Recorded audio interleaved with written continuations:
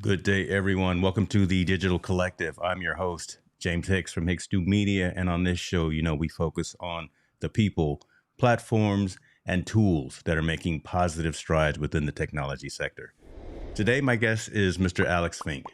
Alex is the founder and CEO of the Otherweb, which is a public benefit corporation.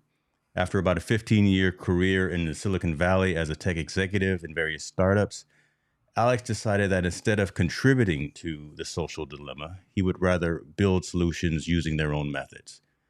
Introducing Otherweb, which has a mission really to improve the quality of information at every stage of its life cycle, either creation, distribution, consumption, and monetization. Otherweb is really billed as the smarter way to be informed, and it's a free news aggregator platform that uses AI to, among other things, create a nutrition label for content. I love that analogy. We're going to dive into that. On the other side, we're going to be talking with Alex Fink. Thank you.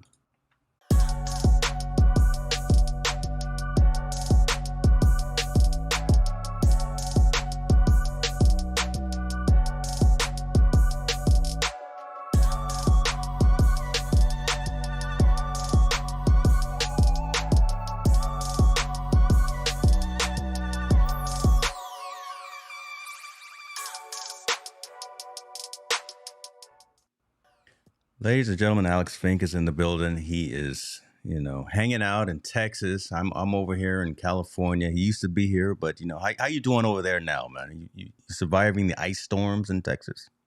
Yeah, we're pretty good. Winters Okay, are good in Texas. It's the summers you have to worry about. that's what it is, man. That's what it is. Okay, listen, I appreciate you for joining, man. I'm really intrigued, selfishly, to have this conversation because when I read your bio and it's had that term, the social dilemma, I live that and breathe that, and I have conversations with my audience and my community about that all the time. I'm in IT as well, and I feel that many of us in IT are responsible for the social dilemma and that short attention span that especially our youth have. So that right there, you and I are going to get along real well. I gave a little bit of an intro from a monologue perspective, but I always like to have the individual themselves kind of tell their origin story. So if you don't mind, kind of that elevator pitch of who you are and the rationale and the reasoning, a little bit deeper of the reasoning behind Otherweb. Yeah, so I think you mentioned I was in California for a pretty long time. But to make it even more specific, I was mostly working during that time on perception systems, cameras, computer vision, that sort of thing. And at some point, I just had this identity crisis when I realized the world doesn't need more cameras. And so I'm creating something that the world doesn't really need. We're generating enormous amounts of information, but we're failing to make sense of it. And at the end of the day, most people just consume some junk they see on TikTok. So that's kind of what made me pivot personally and also to start hanging out with more people that care about the same problem I do, Mm. which is why do people consume junk? What makes people create junk? And why does it seem like more and more of the internet is becoming junk? See, dude, we this may be longer than 45 minutes or whatever, because again, that really is a lot of the premise and the mission behind what I'm attempting to do, right? Rise above the noise is what I continue to say, because again, there's so much out there. And I tend to lean more towards the youth and the folks that are within that age range, spending so much time on social media and the attention span, how it's been so limited. There is quality information out there, and I think it's incumbent on us as content creators and digital publishers to again rise above that noise, not create all that junk. Entertainment is fine, but listen, you still need to have quality information, something that you can actually articulate and maybe is actionable on. So that I love that as the foundation, right, of why you created Otherweb. Where are you seeing benefit and where are you seeing value? So you've got the inception, you got the mindset, you got the thought. How is that being uh, attributed? How is that being consumed by your audiences? Right? Are folks receptive to what it is that you're looking to build and what you have built thus far? So they are, or at least some portion of the population is, Mm, right? Essentially, we have stripped a lot of the noise out of content and a lot of the strong negative emotions out of content. Now, that means that in the long term, it's a more pleasant reading experience and a more informative reading experience. But in the short term, a person who is addicted to having their emotions triggered by every headline they see in front of them might be missing something. And so I don't think we can appeal to everybody just yet. For now, I think we are appealing to a particular type of audience, whether it's information junkies who are used to consuming a lot of news all the time, Yeah. and they would just go crazy if there wasn't some filtering involved, right? Or we're seeing some people who have checked out of the news already and Yeah. they've decided I will never read the news again. But when they see our version of it, they're coming back. Man, so that's cool because again, being and your description doesn't seem like it's a limitation or limiting factor from access to information, right? It's not like you are manipulating and changing the dynamic of what people get because I'm gonna bring it up on screen right now, my environment on Otherweb, but you really are stripping out from my perspective, third person looking in, a lot of the fluff, a lot of the stuff that doesn't matter, the advertising, right? The things are not relevant to the news and to the news story, right? Left, right, center, whatever the case may be. You may be from a political perspective, but let's at least give you the information, right? That you're looking for, that you're searching for, as opposed to where's the next Happy Meal, whatever the ad is, right? So those kinds of things. So talk to me a little bit about that as I bring up again my environment, because I think it's really, again, very streamlined. Tell folks what we're looking at. I just logged on to my environment here at otherweb.com and kind of how you've got that broken down. Yeah. So the primary idea, this all started from just news, and then we had various modalities of content added on top of it. So the general idea is you consume a news feed or an opinion commentary feed with articles where you can control what categories you want to consume, what are your minimal quality thresholds for each category. So, for Hold on. example, you might So decide, that's cool, man. We're not going to blow over that. Let's talk about that because okay, you got that quality versus quantity. So I right, mean, let's talk about that differentiation that you baked into the platform already, yeah. because that's really key, and I don't want to overshadow that. Yeah, so under the hood, you can think of it as a bar that content has to pass, right? Hmm. So this slider, the closer it is to the left, the higher you are setting your quality bar for that particular category. So if you can think of, let's say we gather 2,000 articles on politics per day, if you only have time to read 50 per day, then you want to set your bar pretty high so that you only get the best Yes. 50 and not the random or the most recent or the ones that other people clicked on the most, right? And we're doing that based on our definition of quality, which of course we can't claim it's objectively true. It just seems to correspond to what people generally intuitively feel when they read an article. And the way that we construct it is actually from the nutrition label. So if you click on any of these items, expand them, there's a summary and the nutrition label right under the headline. So if you click on one of those nutrition labels, you will see the outputs of some of the AI models that we have that run on the content and try to determine something specific, well defined about it. Like, is this an attention grabbing headline? That's something that generally people can agree on when they look at a Yeah. particular article. Or are there external sources? If so, how diverse are they? Making sure that an outlet is not just linking to itself all the time, for So example. so Right. you're doing more than just aggregating news, right? You're doing more than Yeah. the old feedly.coms, and I hate to mention Yeah. competitors. I don't even know if they're still in business. Hopefully they are, but you're Uh, doing more than just me saying I'm interested in technology, business, health, and sports, and giving a slider of quality versus quantity. You're actually going out there and saying, all right, James is interested in technology, but let's find some high quality information. Let's find some diverse locations, not just always getting it from TechCrunch and Mashable and CNN, whatever the case may be. You're actually out looking for other sources that are providing reference to that particular category, correct? Yeah, so this actually started from the filtering side. The very first product that we Okay. rolled out, it had no commercial intent, I would say. It was kind of an experiment that we threw into the ether, and it was just an extension that allows you to evaluate the article you're already reading in your browser, right? So it provided this nutrition label and an overall score to whatever it is that you happen to be reading at the time, so that maybe you can decide, is this worth reading from beginning to end? Is this worth sharing? Or am I looking at clickbait or junk, Mm-hmm. right? And then we decided to build an aggregator using that same toolkit. And in the future, we might add additional tools that, again, just use the same kind of basic AI capability to evaluate content quality. We might roll out a Grammarly like tool that helps people writing content write a better version of the article. We might roll out a data stream for ad networks that allows Okay. advertisers to figure out, am I advertising on good quality content here? And if not, maybe I should pay less per click, right? So the core of everything is the ability to evaluate things on the merits instead of doing what most aggregators do, which is just look at the source, and if it's the New York Times, it's good, and if it's Breitbart, it's bad, right?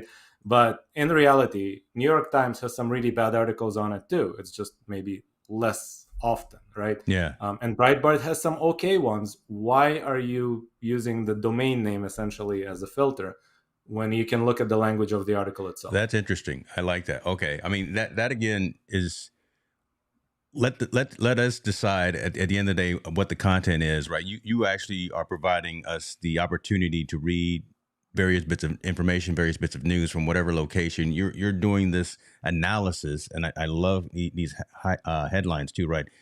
Is it informative language? Is the language complex, right? Can folks actually read it and understand it? Is there hate speech? Is there offensive language? All those things. So you break that down. Talk to me a little bit about what that VR score is, and what that continuum, and why. Obviously, what's better, a smaller number or a higher number on each of the scales? But where did that algorithm come from? And if I'm looking here and I'm looking at nutrition labels, and I see a VR score of 91 versus a VR score of, oh, they're all, that's 91 too, or Yeah, something lower. that's Which one can I consider to be more relevant and more quality as opposed to just basic information, if that makes yeah. So sense? higher is better. It's a 0 to 100 score that we essentially calculate by adding up the various outputs of all of these models and Okay. a linear algebra kind of addition, right? And again, the general idea is typically a Wikipedia article is 100. A completely made up conjecture that somebody wrote Okay. that he saw some celebrity walk out of a building somewhere, that's going to score in the single digits, Okay. right? And everything I've else made is those somewhere type in of articles between. before too, so I'm glad you scored those low because my own Wikipedia page. Yeah. Okay. Yeah, yeah. I would even say that this score, the way that we tuned this particular algorithm, it is good for the news and it's not that good for commentary because we punish things that are too opinionated. Okay. Okay. So we might, if we want to roll out a similar score for, let's say, opinion pieces, we have to put different weights on the outputs of the different models at the very least. But for pure news, things that are just supposed to be informative, I think the VR score generally fits with people's intuitions pretty well. Okay. And I see some of that now. When I clicked in the commentary, I see. I mean, that it's a, the title right there, just Elon firing top engineer, and that actually grabs your attention already just for a particular reason. But I see some of the ranking that you're doing, and that VR score is much lower, down to a 69 on this particular one. Okay. Yeah. Okay. And also, we don't apply the same kind of slider filters to commentary because it Mm, doesn't make sense to just show you commentary that scores 90 and up. If you're clicking on commentary, you probably want to be entertained, you want to be challenged, you got want to you. hear strong opinions. Why filter them out then, right? Yeah. This right here, I like too, right? Again, this by having these sources listed, and I've got them all checked. I mean, again, that again also just opens up the plethora of opinions and views and things of that nature that you're aggregating from. And again, some of them are obviously the known ones and things of that. There are a lot of other sources. You're letting the consumer, you're letting me, the person taking advantage of the web, check in or check out or utilize those other platforms and those other services for the information that I'm receiving. So I assume that's continuing to grow and that's continuing to evolve. And should somebody go completely off the wall, you'll remove them from the source, kind of thing. Yeah, so we blacklist sites that we decide just aren't a fit for anybody, Yeah. right? But for the most part, we try to aggregate as much as we can and either let people filter using the scores or the sliders, or let people disable it themselves if they want to. The one thing that we strictly abide by, even though I guess we're not legally required, but we decided to do that as a company, is to avoid anybody with a paywall. So if Mm, the website, by showing a paywall on their content, is essentially telling us we want only our subscribers to read this, yeah. we respect that desire. Even though technically the paywall does not affect our crawler, we can still get all the content, right? But we don't want Don't get to. yourself in trouble here. Now we're recording. Don't because I'm thinking Oh, about what is it, the informant or the information. There's one kind of well known news site that does have a paywall for access to the information. So, that's what I'm looking for. I obviously don't see it on here, but that's good to know as well that you yeah, don't yeah. cause Sometimes folks we to go miss them past the because paywall. we collect from secondary sources, right? So we might follow a guy's Twitter account, and he would post a link to Forbes, and then accidentally we ended up with a Yeah, Forbes article, right? gotcha. Usually, when we catch that, we then manually add uh, like Forbes to the blacklist of sites that we don't want to deal with because they have a paywall, because we try to respect their wishes, right? But yeah, all of these paywalls don't actually affect crawlers; they're only blocking humans, which is an interesting irony of the internet, that if you're a robot, you can read a lot more than if you're a Isn't human. that crazy? Isn't that crazy? But that's a conversation for another time, another day. But um, let me ask you this: the AI piece, because again, that right now is on everyone's topic of conversation. Chat GPT, GPT, all of those platforms, Perplexity.ai. Where is that fitting into what it is that you're doing? Because at a very low level piece, and I'm making it layman in terms of conversation for the consumers listening. You're just aggregating news from various sources. But where does that artificial intelligence piece come in terms of what's presented to the end customer as well on Otherweb?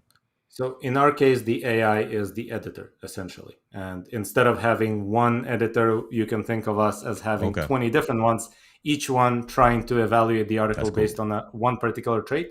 But most of our models are supervised, i.e., we got an annotated data set that humans annotated, and then we just taught the model to do almost as well as the humans did, but on a much larger scale. So you can think of, let's say, the clickbait detection model. A Mm. single model that detects clickbait 99% as well as a human does, but can do that on tens of thousands of articles per day, whereas a human would get tired after 200. Mm. So that allows you to scale, right? That I mean, Yeah. that almost relieves the tension and uh,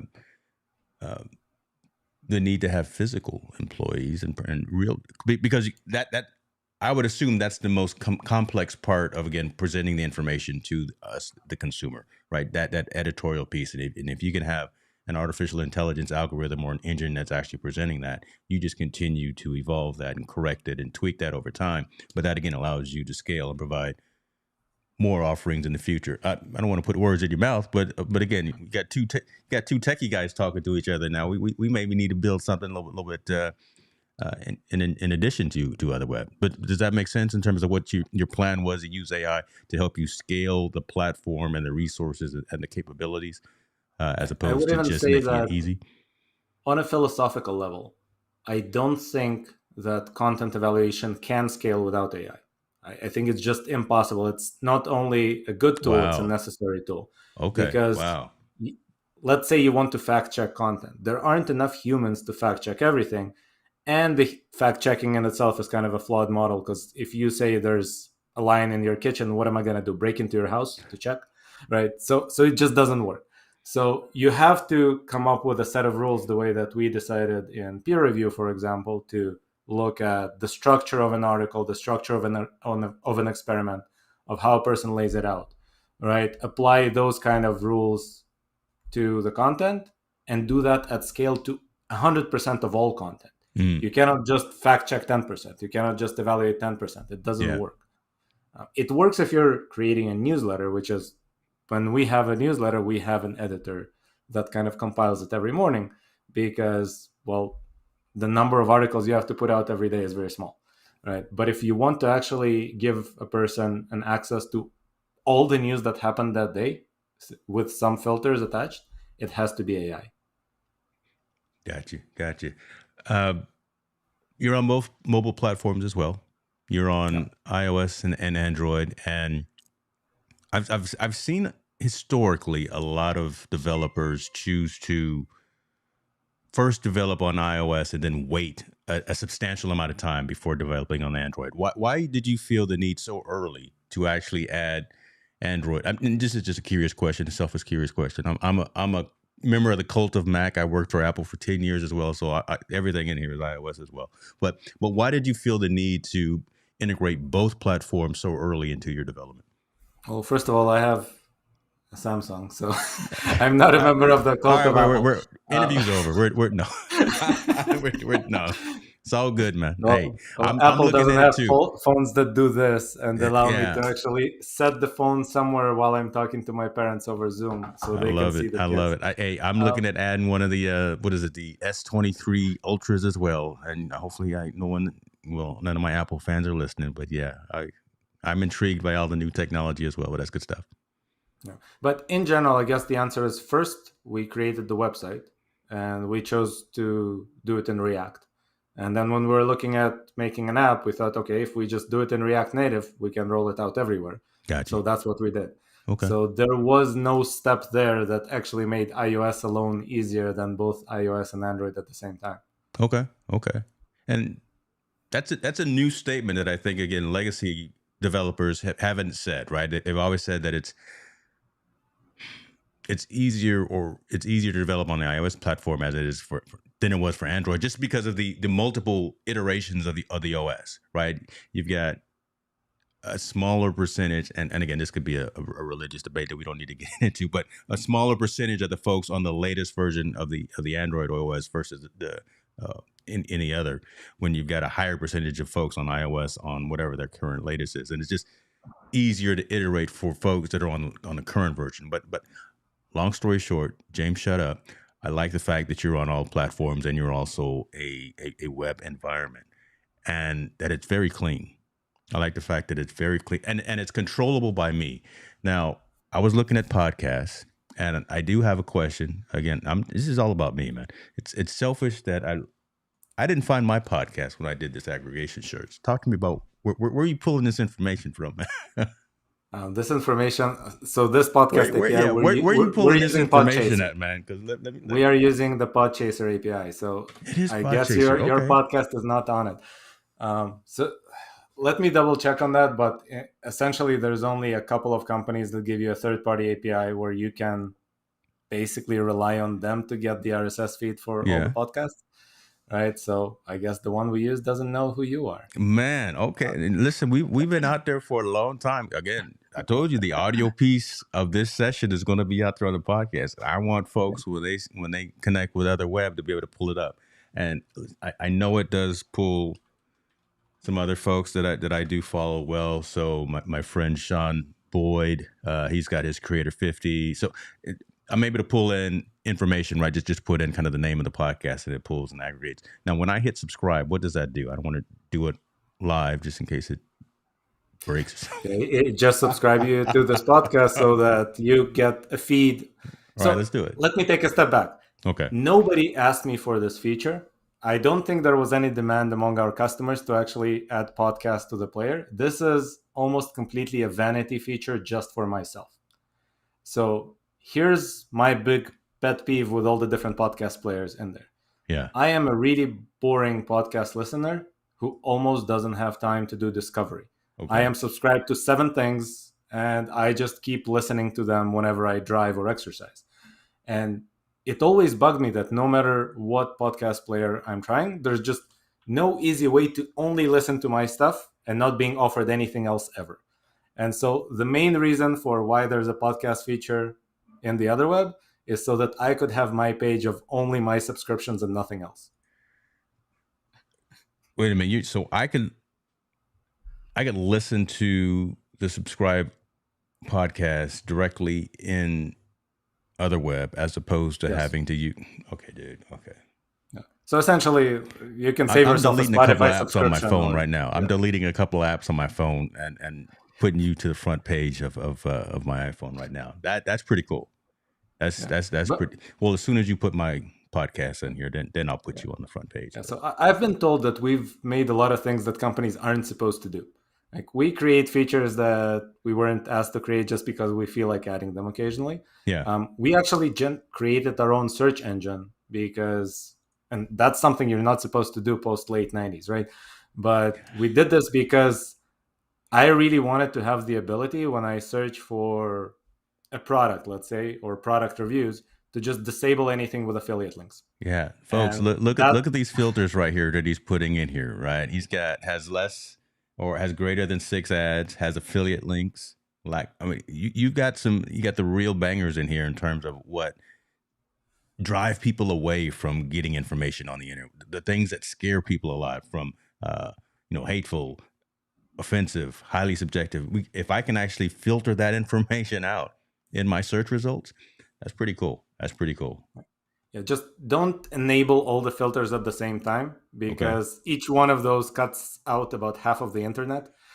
They're pretty strong. And so if you enable all eight, I don't know what percentage of the results out Wow. there you get. So use them diligently. We still, I think, need to improve the user experience here to actually deliver that message because I've had people ask me, well, why are all of these disabled by default? Shouldn't you just enable them by default? I say, no, they're too strong. Don't enable all of them by default. I love that. I love that. I'm okay. And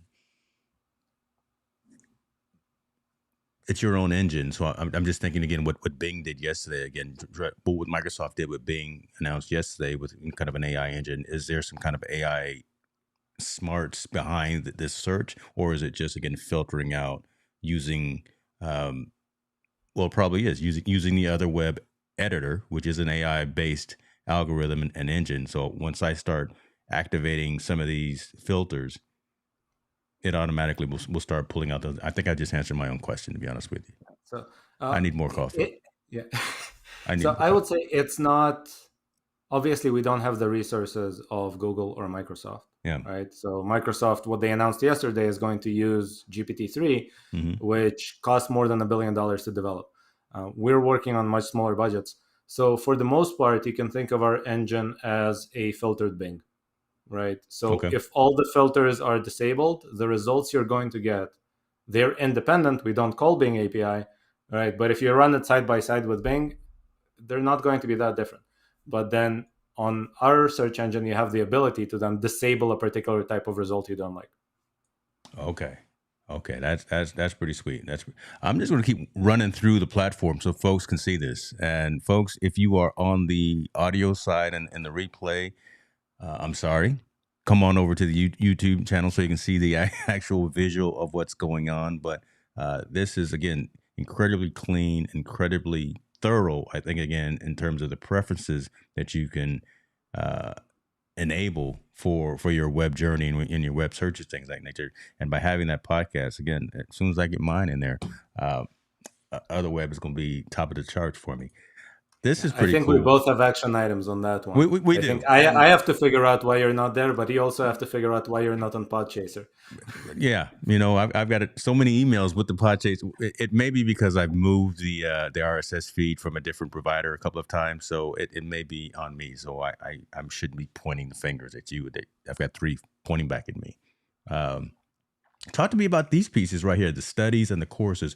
This I found incredibly uh, interesting and actually refreshing because again, this right here is insightful, above that noise, information and educational in terms of using your platform to actually go out there and find things that matter in terms of improving oneself and educate you. Things like. Tell me why you felt the need to add in something like books, courses, and studies into your platform.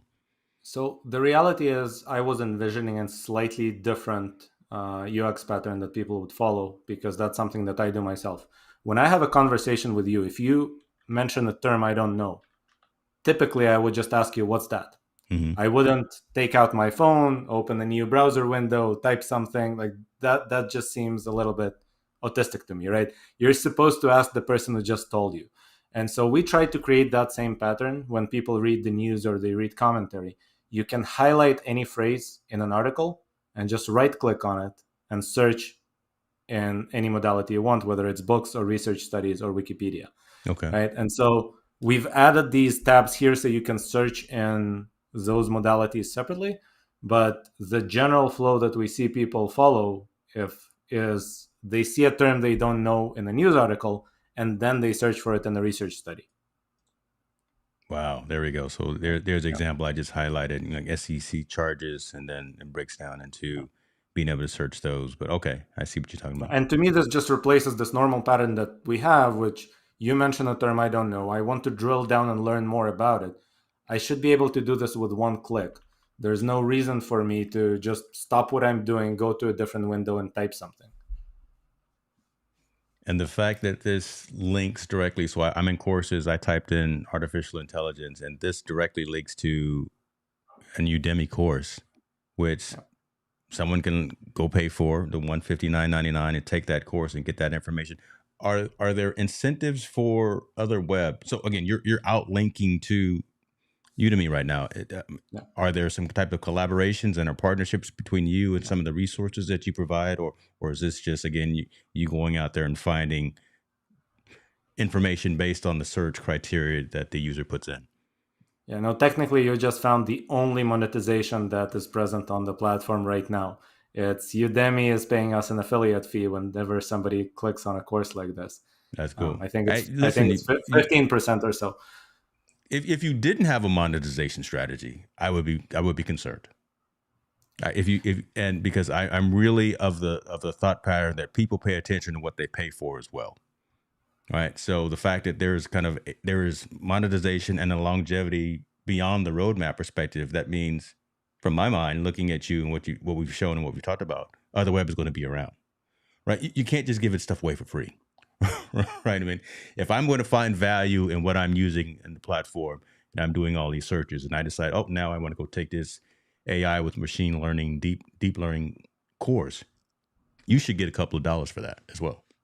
That's my perspective. I'm weird though. Again, I'm Now, I should mention that most of the monetization we want to try to roll out, we actually aren't rolling out yet because we want to see how people use the platform. We want to really understand how they derive value from the platform. okay. That would allow us to add monetization in a way that doesn't interfere with the value people are getting, right? So right now, my personal hypothesis is that the cleanest and best place to add advertising is on the search results pages because people already have the intent to click on something. Mm, You might as well give them at least a few clicks that are sponsored as well, as long as they're a good fit. Whereas adding some sort of advertising on feeds, I'm always against that because a person reading a feed basically told you, I just want to consume, I don't want yeah. to click. Why are you making them click? So that's kind of our hypothesis, but we want to first get a substantial number of users using the platform, probably at least 250,000 until we even start experimenting with it. And then we want to gradually roll things out to small groups of people and see how they respond. Love it. Love it. I like that methodical approach. You've got a good start, right? Again, I was kind of looking at some of the initial numbers that were part of the discussion that I was having with some of your team, right? 85,000 plus active users, again, combined at least across either with the web and We're around iOS. 96,000 now. Listen, see, So now you're just showing off, right? Okay. Now he's just showing off, ladies and gentlemen. Okay. if you Okay. talk to me tomorrow, it's going to be different. So It better be. Right? We should be ringing the bell by the end of the week because you've crossed 100K, right? Let's do that.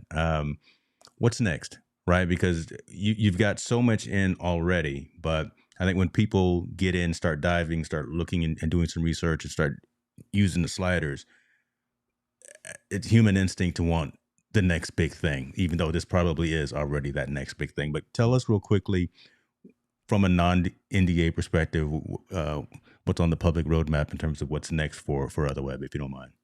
yeah. So in terms of technical improvements to the system itself, we have a new design that we are going to experiment with first on mobile only and then maybe in the web as well.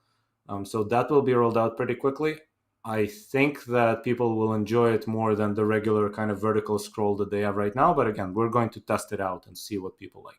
We're also focusing pretty heavily on customizing the feed to a person's interests because right now, essentially everything is broken into 8 categories, at least in the news. And that's about the level of customization you get, different settings per category. But we've had a lot of people tell us things like, well, I'm interested in electric cars. Can you show me a slightly higher percentage of the feed about electric cars? And until today, we couldn't do that. So we've almost completed the design for that already, and we will roll it out. But unlike the normal kind of social media approach where it's all opaque and under the hood, we're going to show people what we understood their preferences to be and allow them to tweak or undo them for every single thing that we decipher about their preferences. So maybe if we figure out that you really like Tesla and you look at it and say, I don't like Tesla, why is this here? You can just disable it. You see, listen, um, I'm deep. I'm in there deep. I'm an EV guy. I got 2 pictures on the wall, and it's not just on the wall; they're in the garage too. So that's pretty cool. Alex, man, listen, I thank you, man, for this time. I really am intrigued by, again, the first thing that grabbed me was just that definition of correcting and fixing the social dilemma piece, right? And then really your conversation about how we're able to scale down, scale out of the noise, scale out of the misinformation and the things that really don't resonate with the search criteria that we're looking for. If I'm looking for business, I just want the business. I don't want where the best Chinese food restaurant is. I don't want advertisements for other stuff around that. And again, the fact that you've already got the mobile piece as well, because that's how so many more of us consume our information a lot of times. And the podcast folk thing, dude, that's dope. I'm literally gonna. You saw I already added 2. I'm gonna start adding the rest of my subscriptions into Otherweb. And tonight when I go to the gym, I'm gonna fire up Otherweb as my podcast aggregator. So thanks for your time, man. I wish you nothing but the success in this. I would love to talk to you more as you continue to evolve and iterate within the platform, because I see nothing but good stuff happening for you, man. Thank you so much. It's great All to right. hear. Be well. And Have a great when weekend, you sir. run the podcast, please let me know all the bugs you find. You know I will. Listen, I'm that guy. I will let you know. Alex, have a good time. Community, hope you had found some value in this as well. We will connect soon for sure. Be well.